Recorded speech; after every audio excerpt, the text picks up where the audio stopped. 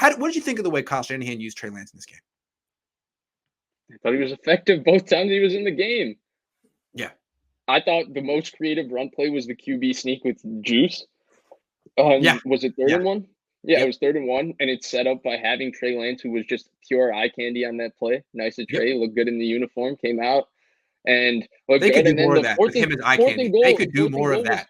yeah, and fourth and goal was a nice play. He ran it in. It was a good strong finish to the half, and it was exactly what they needed. It was a got to have it. He scores a touchdown, doesn't score a touchdown. They schemed it up, used him. It was effective. I don't know what else to say, but what do I think of how the 49ers use Trey Lance? I don't even know what they're using him as. I thought he Yeah. was going to be Taysom Hill. He's not even Taysom Hill. No. I mean, I like the way they used him in the red zone. He got a touchdown run and he threw once. That was kind of I'd never seen a guy do he did a little pirouette by design, spun Yeah, around, right. and he got the flag. They got the pass interference both Right, times. right. Again, like you're stressing the defense and they're on their heels and it didn't work out, but they had to commit a penalty. I mean, they were panicked. Not Yeah. panicked, but they were stressed. And he put that stress on them. So it worked those times. The only other thing was probably 4th and 1 at midfield would have been another good time to use him as opposed to punting. Yeah. Yeah. I mean, I'm we're just going to saying. talk about fourth and one in the midfield, but to me, it's Yeah. inexcusable for not going for that in the modern NFL. I don't Yeah. care what your quarterback is or what your run game is. It's inexcusable in the modern NFL to not go for that. Okay. You have So to have a million ways to get 1 yard. agree. And Okay. your So quarterback just dominated. Quarterback sneaking. yeah. Last week, he did it, what, 10 times or 6 Yes, times he or did. And whatever? they didn't. Yes. Yes. Yes. Okay. So we like how the Niners use Lance, but they're not using him very much. And subtopic. Is this justified? Like the whole thing was, it's a Super Bowl team. You can't just put a rookie out there to play him. Like this team has Super Bowl aspirations, and he's just going to have to wait his turn the way Steve Young did, and Aaron Rodgers did. So now we've seen 3 games. Let's go through it. I mean, how talented and deep is this team in actuality? It's really good. There's no doubt about it. It's a lot of talent. It's not the 2019 team. That No. 2019 team was the best in the NFL, top to bottom. This team is just another very good team in So the what did that NFL. team have that this team doesn't have? Was it? They had much better running backs. Yeah. Like They Matt had Breida a would be the much best better running back on this defensive team right line. now. They had a better defensive line. They had better corners. Who they have in the defensive line that year that they don't have now? DeForest Buckner, Ronald Blair. Oh, DeForest Buckner.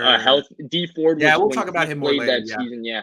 But Yeah. no, but more or less it wasn't. And then the linebackers, like I know people ripped on Quan Alexander a lot, but Alexander, Warner, Greenlaw was a much better linebacker trio than Warner, Alshire, Harris. That's just a plain fact. And so more or less they're missing a lot of pieces. So it's not the way 2019 was. That's the important thing. Now, how deep and talented it is, I think it's still a really good roster. It's a good team. They're still 2-1. Of course, they played 2 teams that I don't think are going to do very well when all is said and done, and they beat them. So they're beating the teams they have to beat, and they beat a team that I think will be playing at least after one playoff game round in January. I think the Packers will win at least one playoff game. So they're right on track. Like they lost to 2 good teams. They beat 2 kind of not so good teams, and they lost to a good team. Excuse me, I couldn't say that. But my point more or less is, and where I always stood on this situation is that I think there's a very defined ceiling with this team with Jimmy Garoppolo. I've been saying it for a while. I felt like 2019 was the season. It was the one of one chance that you Yeah. can win playing Everything that broke their style way. and Yeah. doing what you can do. And he struggled at the end of that football game in ways that you just can't struggle if you are a guy of his skill set. And they lost that game. And I didn't think they could recreate that in 2020. I was pretty adamant about that. And I don't think they can recreate it in 2021. And my thing is Jimmy Garoppolo maybe going to win a couple more regular season games than Trey Lance?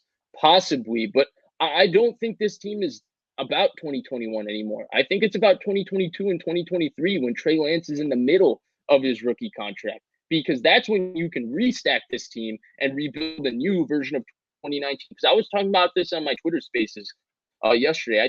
I don't know the exact number. I meant to research it, but there's less than 20 players on this team that are signed through 2022.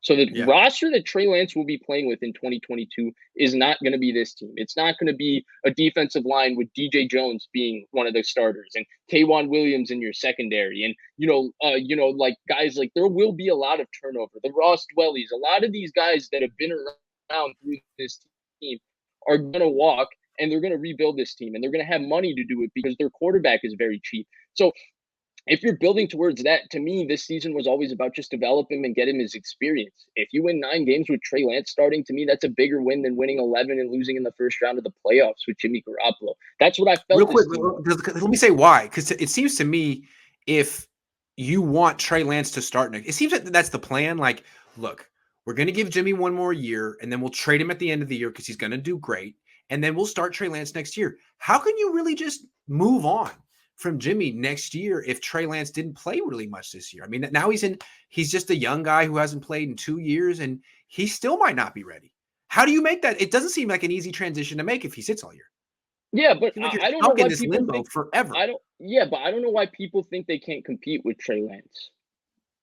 Like they can't. The 49ers can't compete with Jimmy Garoppolo if they can't run the football and play good defense. So sure, they can't compete with Trey Lance if they do that. But they're not an equipped team. I've been saying this when people ask me, what is the worst thing about this San Francisco 49ers? They're not a good drop back pass team. They cannot compete if the game devolves to where you just have to drop back and make big You know plays what that in the means? pocket. They don't play well from Yeah. behind. Yeah. So if you're telling me that that's their issue, well, I don't care. Like I think they can compete with Trey Lance at quarterback, even given the things we saw in preseason, because I think there's ways you can protect your quarterback. I just watched a game in Chicago where Matt Nagy did absolutely nothing to protect his rookie quarterback. I'm watching Trevor Lawrence and Zach Wilson have the full game plan put on them because their teams are so bad around them. Those two guys have to carry those teams in order for them to win. Yeah, their numbers look bad because they have to make every play on every single drive. They have to make every single play. It's an impossible ask of a young quarterback. These are the kind of things that make quarterback stats misleading. And Well, then Vish, you see Mac Jones. Let me ask you this. If the Niners, let's say they lose the next 2 games, I'm not saying they will. They could win the next 2 games. Mm-hmm. At what point is it no longer justifiable to start Jimmy Garoppolo, even if if he plays the exact same way? It's not that he's gonna bench himself. It's just that you're not winning anymore. If it were to come, let's say they're 2-3 at the bye. Let's say they're 2-3 at the bye. Do you make the switch at that point just for the sake of When they do make the we're switch, not winning? what I think will happen, they'll start trading people. They'll start trading veteran players if it gets to that point. If they're 2-3, a lot of these one-year contract veteran players will get sent somewhere to contenders who, really need a really good player. Can you name And me a lot one of these contender off the top of your head who would be a contender to get traded in such a scenario? DJ Jones, Ha, interesting. defense attack, healthy K'Wan Williams. I don't know if he's healthy. He hurt his calf. I'm saying a healthy. That's another player that people will trade for. Yep. Yeah. There's a lot of players like that on this roster. Veteran players on one-year deals that are really good. That contending teams, if they added them, especially given their contracts, and because a lot of these contracts are fittable for a lot of those teams, Tart would be another one of that caliber. Yep. Those would be the 3. Those are 3 really good players that are put in that sense. So, I mean, I think that would be a tough scenario because, again, I think this team is good. I think this team is going to make the playoffs. I still think this team they're 2-1. They're still a good football team. There's no doubt about that. But look at this division. Look at the division in 2019. You had rookie Kyler Murray. You had the Rams. That was the worst iteration of the Rams under McVay. They had rebuilt their offensive line. They lost Roger Saffold. Todd Gurley had lost himself and all of that. And they rebuilt on the fly and still went 9-7. It was a down year for the division to an extent. Yeah, and Seattle was kind of where Seattle is. This Rams team is the best Rams team under McVay. It's comparable to 2018. Heck, it might be better than 2018. And the Cardinals are a lot better today than they were in 2019. So winning in this division is not the same as winning in this division in 2019. So I think there's a lot of factors that people didn't take into account. It's not the Niners. Yeah. When do they make the switch? Please don't put me on that spot because I have no clue what's happening at this point. Okay, no. I want to ask it like this. Don't make a prediction. Just at what point, if you were running this, not if you were running the show, but at what point from an outsider's perspective do you feel it becomes no longer justifiable to start a well-meaning, solid veteran quarterback? I mean, when they're 2 games under 500, 3 games under 500, if it gets to that? Like, where does it have to get to the point where it's like, well, we're just wasting our time at this point, At even though this you're point, playing I fine. don't know because I watched the first drive.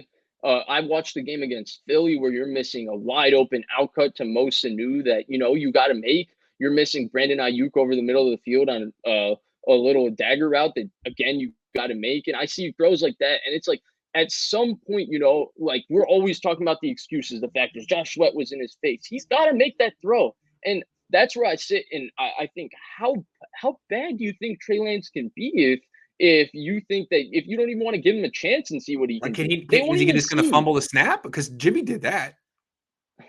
I don't know. I don't know. It seems to me that if they're at 2 or 3 at the bye, they got to really think about this. That's all I'm saying. I'm not saying I would do it, but I mean, it's not about, and it's really not about how Jimmy's playing anymore. It's how the team is playing and the fact that this guy's supposed to be the starter next year. It like it's not even the fact to me that they're not good, right? They're still good and they're good with Jimmy Garoppolo playing. But the question is how good do you think you can how much do you think you can maximize this team? And I think there is a ceiling to how much you can maximize this team. I mean, go watch the Rams play football. Yeah. Where are the Now, 49ers better than the Rams? Yeah. Through the first 3 games, we've seen both those teams. They have better Yeah. tight ends, better linebackers. That's it. Yep. Okay. Let's And move better on to safeties.